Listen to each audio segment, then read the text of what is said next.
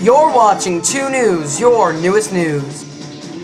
With Kelly Lully, Vinny Lully, Oliver Weigel, and weather from Storm Center 2 with the Hurricane Kid Nick Lully. Broadcasting from the Jacksonville Beach Studios, 2 News starts right now. Live from 2 News, this is breaking news. Good evening, I'm Kelly Lully. We start off with breaking news.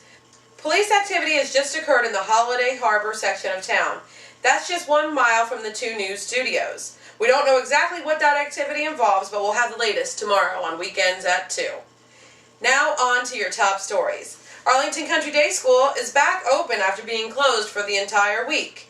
Vandals trashed the school last weekend amidst rumors of unpaid teachers and budget issues. Our partner, the Florida Times Union, tried to interview the executive director of the school, Deborah Lickworth, but got a nasty response. And I quote, "If you make another lying story like you do, you're going to have a lawsuit up your ass. And you don't come to my house again and show my house number or I'll sue you for libel." According to the Times Union, no reporter has ever even gone to her house.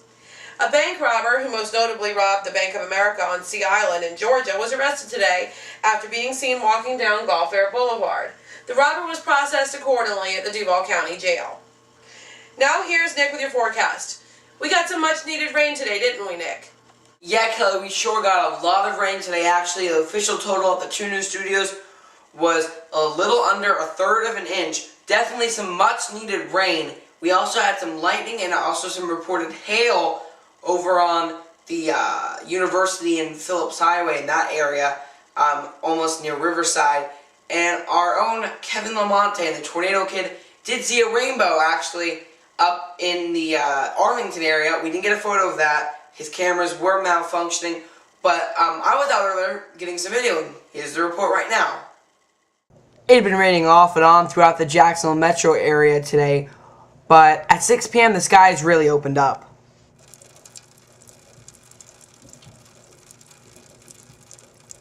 We watched as ditches filled with water and the water ran into the storm drains. We even saw some minor flooding in areas that we saw it last week. Nick Lully, 2 News, your newest news. As you can see, just some minor flooding. Nothing really too concerned, much of it was beneficial rain. Let's go to your forecast. Currently 73 degrees out, southeast winds at 3 miles per hour. It's pretty warm out there still and very, very muggy. Tomorrow forecast.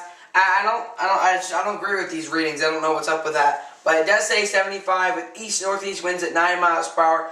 I don't think that's gonna happen. Actually, if we want to zoom in now, I'm gonna look at this forecast. I do agree with this though. From 12 noon to 6 p.m. we are gonna see some thunderstorms. Definitely going to see those thunderstorms. Let's go to your 5-day forecast now. Still, this might be right. Bear with me here though. 70s throughout until the beginning of your work week, and then when you hit Tuesday, Wednesday, we have a big warm-up on Wednesday, 88, and the low is 59. Sorry, I think these temperatures are kind of wrong. Kelly, let's just go back to you in the studio. In 2 weeks, Yellowstone 6. 2 News goes back to Yellowstone National Park for the 6th anniversary trip.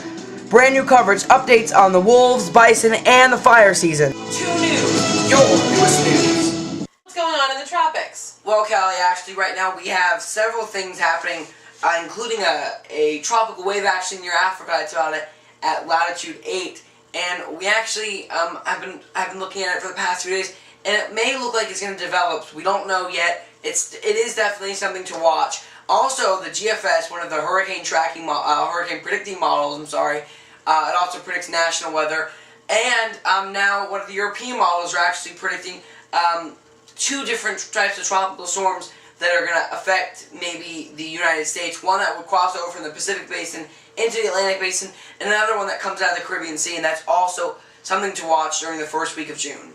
Alright, well that sounds like it's going to be interesting. Yes, it is. And folks, tomorrow we're going to have another edition of Weekends on 2 with all your weekend news, weather, and of course, the specials that you want to see and love. Thanks, Nick. And that's all.